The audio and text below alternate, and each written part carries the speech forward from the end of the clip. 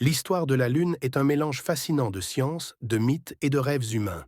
Depuis des millénaires, elle a été source d'inspiration, de légendes et de fascination, éclairant les nuits terrestres et influençant les marées, les calendriers et même les émotions. Mais pourquoi les hommes ne se rendent-ils plus sur la Lune après avoir tant rêvé de s'y rendre? Voici l'histoire complète.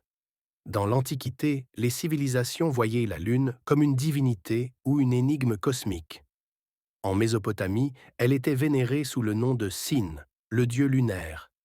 Les Grecs la personnifiaient en Sélénée ou Artémis, tandis que les Chinois racontaient l'histoire de Chang'e, une déesse vivant sur la Lune avec un lapin qui fabrique l'élixir d'immortalité. Ces récits reflétaient un mélange d'admiration et de mystère. La Lune était proche, visible chaque nuit, mais inaccessible.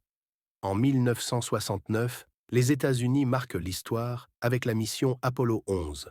Neil Armstrong devient le premier homme à poser le pied sur la Lune, suivi par Buzz Aldrin.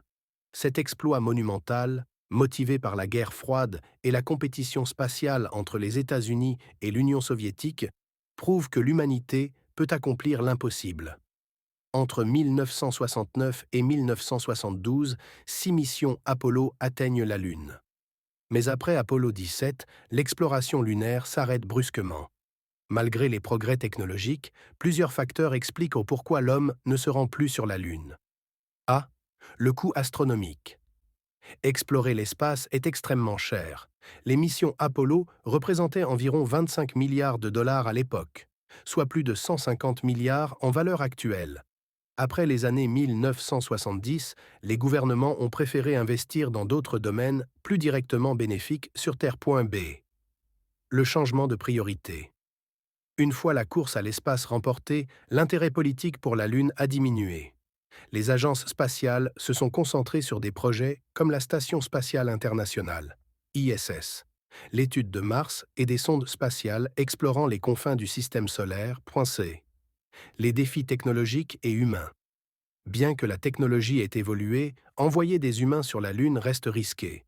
La gravité réduite, les radiations cosmiques et l'absence d'atmosphère rendent chaque mission complexe. Les robots et les sondes, beaucoup moins coûteux, sont devenus les nouveaux explorateurs .d. Une question de vision. L'exploration spatiale a souvent besoin d'une vision unificatrice.